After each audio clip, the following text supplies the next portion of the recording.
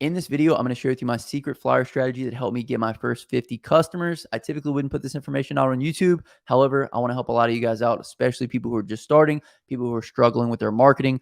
So in this video, I'm going to give you some very, very valuable marketing advice. There's not going to be any fancy B-roll on this one. There's not going to be any jump cuts or anything like that. So sit back, relax, and enjoy. And if you can't sit through it, then you don't deserve the marketing information that I'm going to give you in this video. Now, if you're serious about growing your business, you definitely want to hang out. Because I'm going to be giving away some gems in this one. So a couple important things that I want to go over before we get into the actual flyer structure. I know you probably clicked on the video just for that.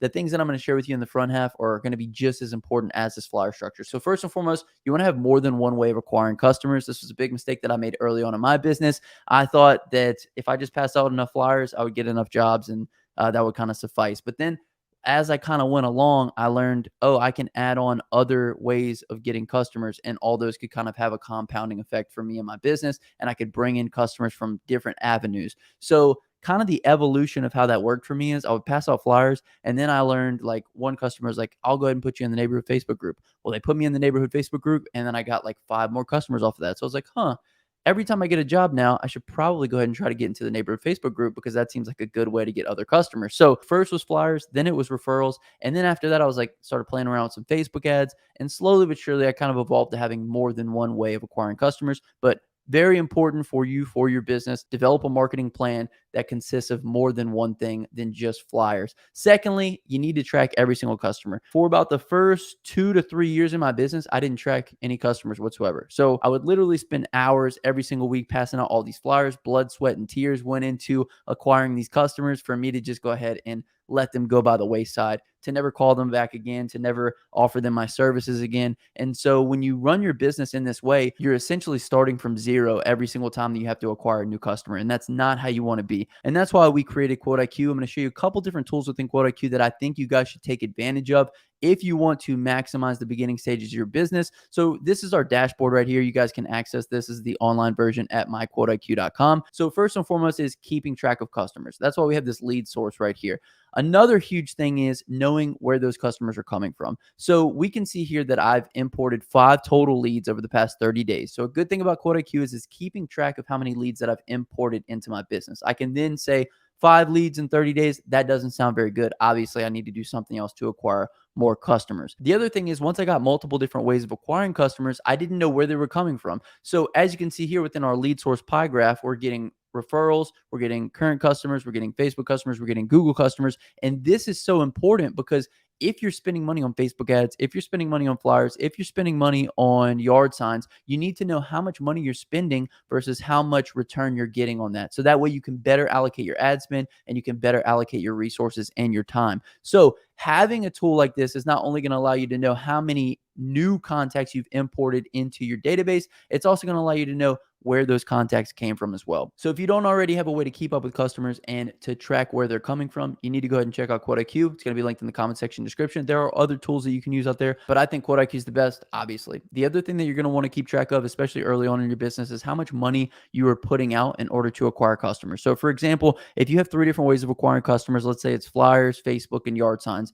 and you know that for every $100 that you put into flyers, you're going to return 2 customers, and you know that for every $100 that you put into Facebook ads, you return 4, and you know for every $100 that you put into yard signs, you return 5, you're obviously going to prioritize your money into yard signs and Facebook ads. However, for 99% of people that are new to business, they're not tracking these numbers at all. They don't know how much of a return they're getting on their flyers versus their Facebook ads versus their yard signs because they're not keeping track of the metrics. Another reason why we put the expense calculator within Quote IQ is so that way you can track these kind of things. Obviously, within my expense tracker, I got equipment, vehicle, supplies, rent, taxes. But what you could do with the expense tracker is you could say, we spent $535 in Facebook ads this month, or we spent $320 in yard signs this month. And then you could come over here into your lead sources and you can say, okay, well, we imported 10 leads and 40% of those were from yard signs. Okay, we know we converted 4 people on $353. Whatever the case may be. The thing is you want to keep track of all this data so that way you can make data-based decisions. Otherwise, you're just going to be kind of making decisions in the dark, and that's no way to run a business. So, firstly, be diversified with how you're acquiring your customers. Secondly, keep track of every customer that comes through the door. Thirdly, keep track of how much money you're spending into all these places to acquire customers so that we can put more money into what's working and less money into what is not. So now let's go ahead and jump into what the flyer looks like. I will have this available for purchase. It currently is not, but if you want this exact flyer template, all you have to do is put your company logo here, phone number here. You'll get the before and afters. You get the whole layout.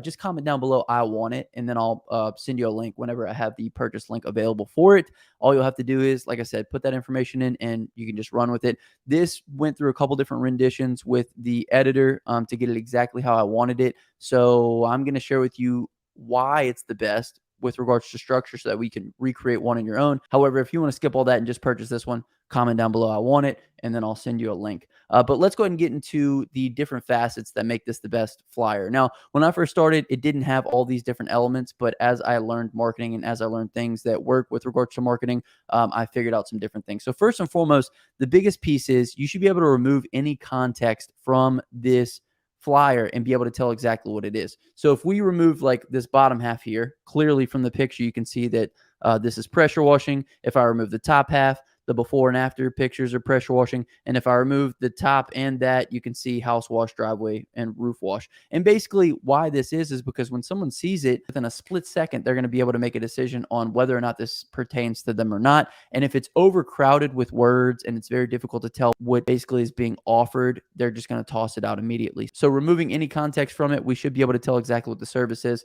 and kind of what it is that's being offered. The next thing that's super important about the flyer is you want to have some type of social proofing on it. So people like doing business with businesses that are popular, that do a lot of business, that do great work, things of that nature. So this one has two different types of social proofing. First and foremost, I put up here, we just washed your neighbor's house, just to inform them that, hey, we've been in the neighborhood, we've done a lot of your neighbor's houses, you should go ahead and get your house washed as well. So something simple, something that just infers that we're a popular company in the area, and it would make a lot of sense to go with us. Secondly, our before and after pics are really good.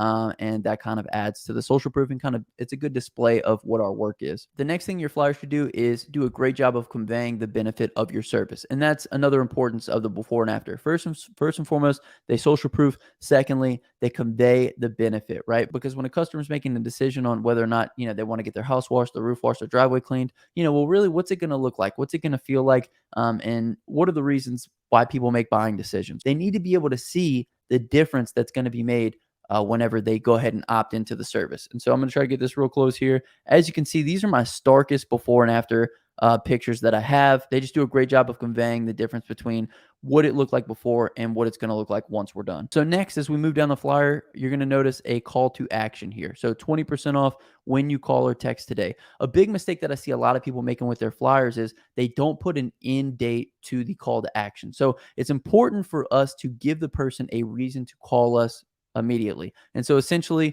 we just did your neighbor's house. It turned out like this. And if you call us today, if you call or text us today, you're going to get 20% off your cleaning. So as you guys can see, it kind of flows. It kind of is like the way you're reading it, the way you're looking at the flyer, it's now flowing into, hey, this is the service your neighbors got. It's 20% off when you call or text today. But you need an offer. It doesn't necessarily have to be 20%. It could be 10%, it could be 5, could be 15. Doesn't matter. But you need to have an offer and it needs to end. You could put a week on there. You could say 20% off for the next 30 days. You just want to have an end date to when this offer is going to expire to give them a reason to call you and not to be like, oh, wow, this is a great flyer. Let me go ahead and put it in my drawer and I'll call them, next summer whenever I think about it. So the call to action is incredibly important. Then, of course, we have our different services here: house wash, driveway, roof wash, and then we have our call or text for your free estimate. So the last piece that I want to talk to you guys with regards to the flyer is notice how I only have one way for them to contact me: call or text me for your free estimate. I don't have an email on there. I don't have a website for them to visit. I don't have a Facebook page for them to go check out because I don't want to confuse them. I don't want to put too many things in the way for them to have to make decisions. I want everything to be a seamless process from the time they look at the top of the flyer all the way to the bottom. We service your neighbor's house. This is how it came out. 20% off when you call or text today. Here's the number. Give us a call. As you can see, it just works top from bottom to convey a message to the customer and as quickly as possible without them having to make any decisions whatsoever. So I advise you guys only put one way to contact you. Don't put multiple ways. Don't put websites. Don't clutter your flyer with too many words because then your customer is going to get lost. And now They just went from, you know, I could get my driveway cleaned to there's 4 different ways to contact this person. I don't know which one I should go with. So anyway, this is the flyer strategy. If you guys like this, definitely leave a like on the video. If you want this, comment down below, I want this, and then I'll send you a link whenever it's available for purchase. But that's essentially it, guys. Your flyer needs to be calculated just like every other part of your business. There needs to be a method to the madness for everything that you do. Everything with regards to marketing, with regards to selling, with regards to the way that you talk to the customer. And the more that you can kind of document these things and write these things down and develop procedures for what you're doing, the more organized you're going to be, the more effective you're going to be, the more sales you're going to make, and the more money you're just going to make in general. So you want to make sure that you're dialed in with these kind of things. If you guys enjoyed this video, like I said, hit the thumbs up button. If you want to check out my Facebook ad strategy, it's way more in depth than this, but there's just as much value with regards to acquiring customers and selling psychology and things of that nature. So I'll leave a link for that down below in the comment section description. My name is Justin. This is Forever Self-Employed. And until next time, hustle hard and get that money, baby. Peace.